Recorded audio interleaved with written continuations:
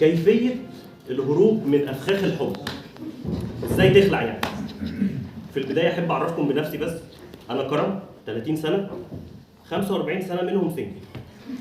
وده لان عندي نيه مبيته من ال 15 سنه الجايين اكون سنجل برضه.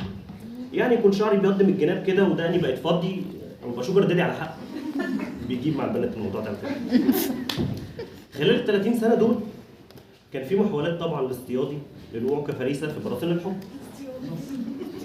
وللاسف وقعت بعد ما قابلت بنت اعجبت بيا ولافت عليا.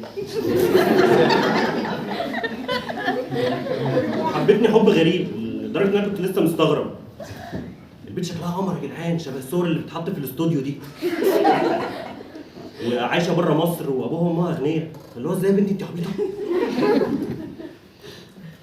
بقيت تحاول تقرب وتهتم.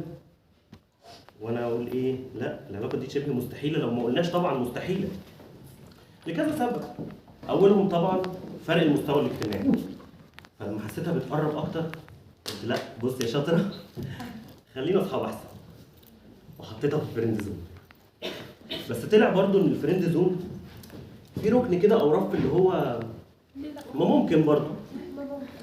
ومع الوقت بالظبط، ومع الوقت حسيت اني برضو فرحان.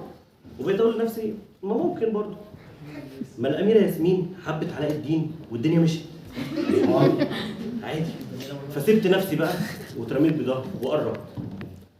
وبعد ما قربت مشيت هي. سابتني عشان تقول اني ما عنديش طموح. هورت طبعا تعوير بسيطه كده وشويه خدوش وكسور على ارتجاج في القلب. بس يعني انا كويس تمام يعني. انا فعلا كويس. واتخلصت من اي مشاعر حزن او غضب ناحيه العلاقه دي. انا حتى عذرتها، ده ربنا نجدها نوسه يعني. بس بقيت مش عايز الحب، او بمعنى ادق مش مستنيه. وده لان كان في بالي ان الحب ده حاجه بتيجي صدفه. واحد بتحبه بتصحى تلاقي نفسك بتحبه ومليان شوق ولهفه.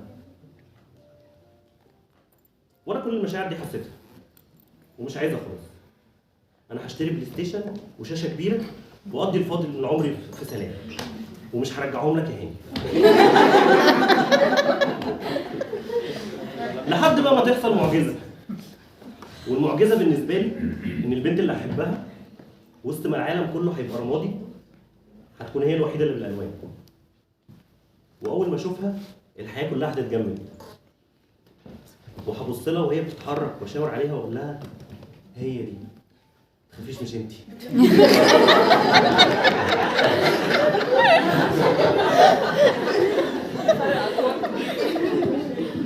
ورغم التفاف العديد من الحسنوات حواليا لمحاولة اصطيادي الا اني كنت بعرف واهرب مستني الاشارة.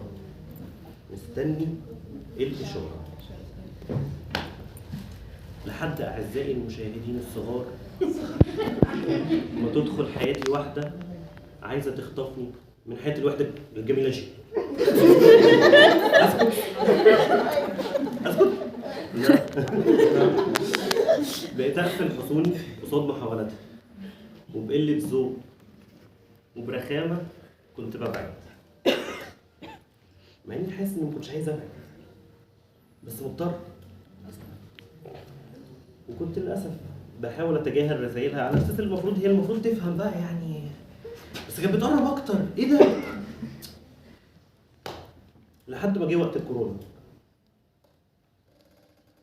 كانت الاول حجتي معاها ان معلش بقى الشغل ومشاغل الدنيا. اهي الدنيا كلها وقفت. تعالى لي بقى. تعالى لي. خد يا كراميلا تعالى كلمني. كانت مسمياني كراميلا ومسميه نفسها على الماسنجر موكا القمر ربنا يحميها. يعني ربنا يحميها ان شاء الله ويحميني. ادعولي. وقت الكورونا كلامنا زاد. وبقيت ارشح لها افلام نتفرج عليها مع بعض. واحكي لها عن افلام انا شفتها. وكانت بتحب قوي الطريقه اللي انا بحكي لها بيها الافلام. يعني كنا عاملين نادي سينما صغير كده انا وهي. يعني حطيتها في الافلام زون. وبعد الكورونا كان قربها مني بيزيد. وانا للاسف كان بعدي عنها بيقل، وابتديت احس بمشاعر خوفي بيكبتها. خوفي منعني ان انا اصدق ان انا ممكن يكون قلبي اتحرك تاني. وبعد وقت وبطئي في الفهم للاسف ابتديت اشوف ان الحب مش شخص مبهر وسط الناس بيلمع، ولا حاجه بنلاقيها بالصدفه. الحب انك تختار شخص وتبني معاه علاقه طوبه بطوبه، وتحس بالمشاعر وهي بتتولد من الخوف ومن كل المشاعر الوحشه. بتولد مشاعر انت مش عارف حتى تسميها. فانا ما كنتش هقول لكم على طريقه تهربوا بيها من الحب، انا كنت عايزكم تلحقوني. انا بتعرض للاحتلال بس باينني مبسوط.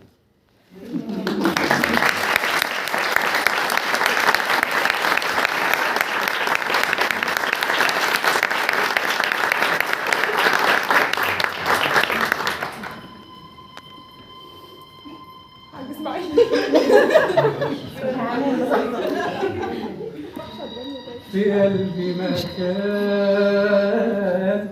ما كانش بيوصله إنسان، لأنه أمان ما كانش بيدي حد أمان. فتحت أنا ليك، دخلت أنت وقفلت عليك، لا ملكك ولا قبلك ولا بعديك. خليني معاك، ده انا راحت قلبي معاك، هو اللي يحس هواك في ايه بعده فيك. من بين الناس انا عشت معاك احساس بعد ما جربت خلاص ما اقدرش اعيش غير بيك. خليني معاك، ده انا راحت قلبي معاك، هو اللي يحس هواك فيكي بعده يكفيك. من بين الناس انا عشت معاك احساس بعد ما جربت خلاص ما اقدرش اعيش غير بيك.